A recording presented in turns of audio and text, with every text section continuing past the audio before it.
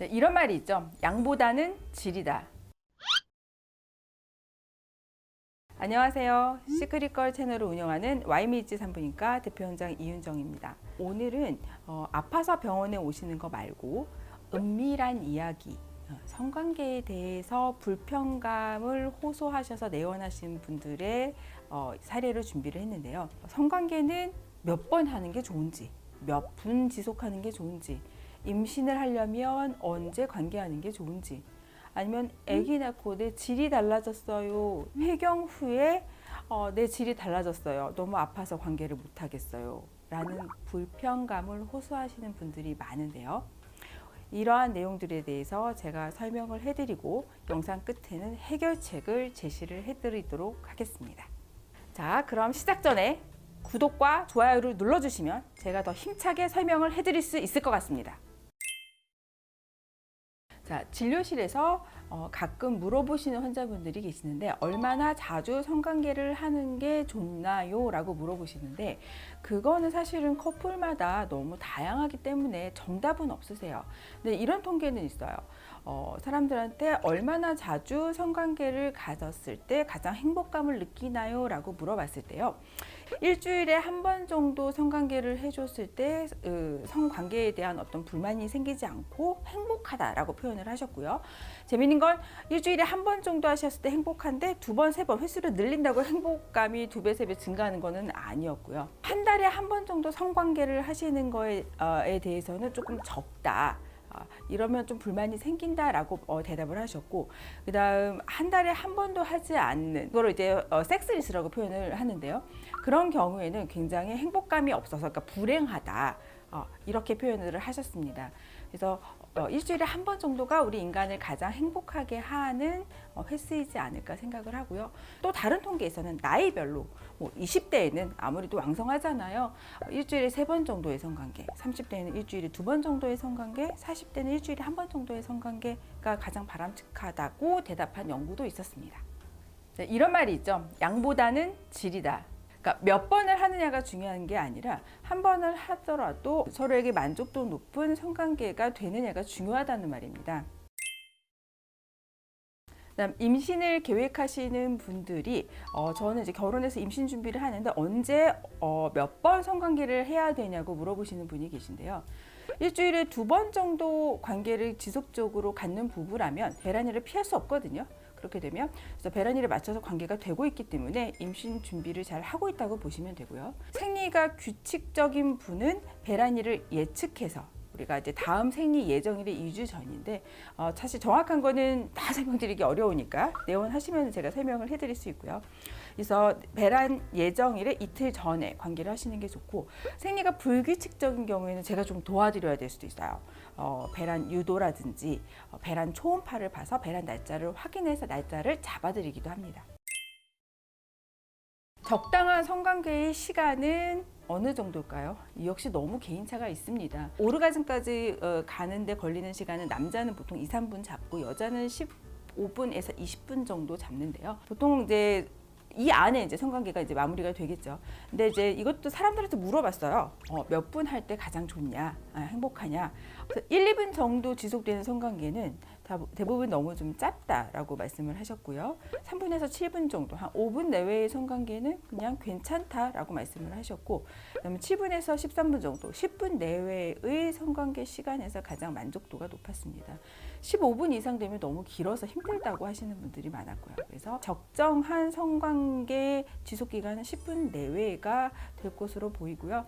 역시 오르가즘을 느끼는데 걸리는 시간이 오래 걸리거나 그러면 조금 더 연장이 될 수 있고요. 네, 이거는 두 커플에 맞게 조절하시면 될 것 같습니다. 그럼 성관계를 하면 어떤 좋은 점이 있을까요?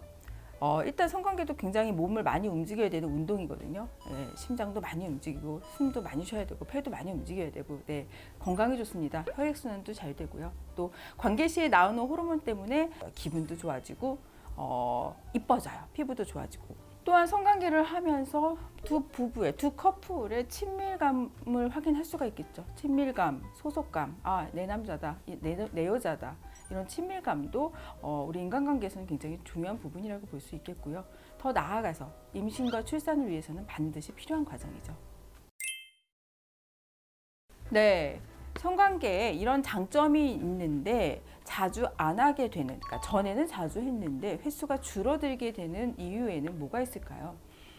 사실 성관계는 부부간에 아주 강력한 상호작용이기 때문에 이거는 제가 의학적으로 감히 다 말씀드릴 수는 없어요. 두 부분의 어떤 갈등이라든지 심리적인 문제도 있을 수 있고, 그런데 그런 게 다 원만하다면, 그런데도 불구하고 관계가 만족도가 떨어진다면 이거는 사실 내 몸의 노화 현상이 원인일 확률이 제일 높습니다. 우리 분만이라는 과정 거치잖아요. 자연분만 한두 번, 두 번 하면 할수록 질에 엄청난 타격이 가해지면서 질이 이제 헐거워지고 늘어나고, 제왕절개를 하신 분들은 조금 덜하기는 해요. 하지만 아이를 그 10달 동안 품고 있었던 그 무게감이 질에 눌리기 때문에 임신을 했던 분은 분만 방법과 상관없이 질이 좀 늘어날 수밖에 없습니다.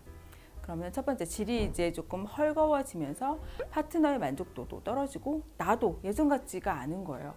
헐거운 느낌이 들고 질방구도 나오고, 예전에는 오르가즘도 잘 느꼈는데 이제 느껴지지도 않고, 이제 그러면 당연히 흥미가 떨어지겠죠. 재미가 없으니까. 그 다음에 우리 또 이제 육아의 과정, 아이를 낳고 키우는 과정에서 시간 내기가 참 힘들 거예요.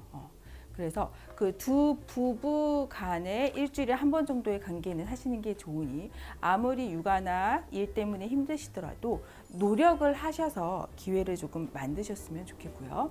헐거워진 질이라든지 구조적인 문제가 생겨서 생긴 문제는 제가 다 해결을 해드릴 수가 있습니다. 네, 그러면 늘어진 질에 대해서는 제가 해결을 해드릴 수 있다고 말씀을 드렸는데요. 사실 제일 중요한 거는 케겔이에요. 운동을 열심히 하시면 질을 벽에 둘러싸여 있는 그런 괄약근들을 쪼여서 질을 쫀쫀하게 만들 수 있거든요. 근데 케겔 운동이 해보신 분은 아시겠지만 되게 힘들고요. 자기와의 싸움이거든요. 수시로 해야 되고 지속적으로 하는 분 사실 조금 드무세요. 저도 환자분께 케겔 운동 하세요 말씀을 드리긴 하는데 사실 저도 안 해요. 굉장히 어렵거든요. 헐겁고 늘어진 질은 일단 병원에 오셔서 제가 진찰을 하고 질압 측정이라는 걸 하게 됩니다. 질압 측정을 해서 어느 정도의 나의 질압이 되는지 확인을 한 다음에 환자분의 기대치에 맞춰서 적절한 시술을 추천을 하게 됩니다. 자, 그러면 질압을 측정하는 방법에 대해서 말씀을 드릴게요. 자, 이렇게 말랑말랑한 고무관이 있어요. 굉장히 흐물흐물한데 요거를 질 쪽으로 삽입을 해서 넣어줍니다. 그래서 쭉 해서 넣어주면은 여기 이제 벌려진 모형인데 여기 이렇게 보여드리면 이렇게 넣어서 그 다음 여기를 잠그고 공기를 주입을 하게 됩니다. 그러면 이 질의 용적에 따라서 이 질압 측정이 되는 거거든요. 그래서 빼서 보여드릴게요. 흐물한 거를 질에 넣고 공기를 주입을 해요. 그러면 내 질에 맞게 이게 부풀어 오르거든요. 그러면 내 질의 압력, 질의 용적이 측정이 되게 됩니다. 첫 번째 많이 해보실 수 있는 게 레이저고요.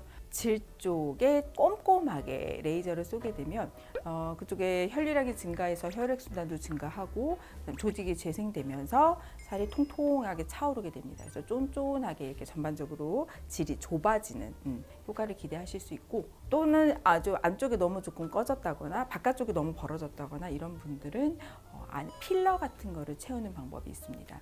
또 지스파 쪽에다가 필러를 채워 넣으시면은 성감 향상에도 굉장히 도움이 되고요. 이거는 절대적인 건 아닌데 아기를 셋 이상 낳으신 분들은 사실은 레이저라든지 필러로 하기에는 너무 헐거우세요.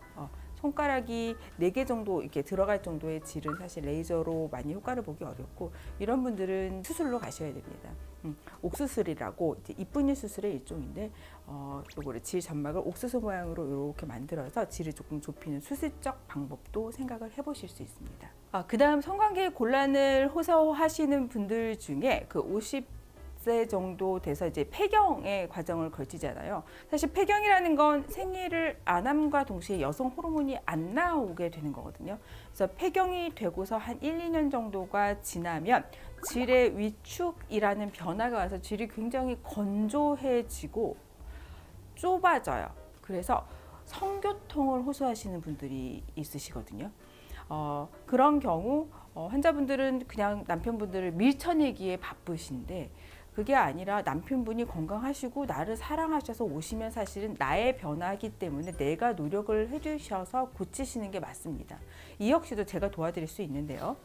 호르몬 치료를 적당하게 한다거나 아니면 질 레이저를 하면 성교통을 훨씬 줄일 수가 있습니다. 오늘은 여러분께서 진료실에서 궁금해 하시는 성관계의 빈도, 횟수, 만족도 등에 대해서 설명을 해드렸는데요. 사실 많은 분들이 궁금해 하시지만 어디 가서 물어보셔야 될지 모르시는 경우가 있는데 저한테 오시면 됩니다. 네, 그러면 제가 진찰 후 은밀한 상담을 도와드리도록 하겠습니다. 사실 유튜브는 어쨌든 공식적이기 때문에 유튜브로 얘기할 수 없는 이야기들이나 내용들이 굉장히 많아요. 그런 분들은 전 진료실에서 얘기하면 훨씬 좋을 것 같습니다. 자, 여러분 도움이 되셨으면 좋겠고요. 다음에는 더 알찬 내용으로 준비해서 돌아오겠습니다. YMG 산부인과 대표원장 이은정이었습니다. 감사합니다.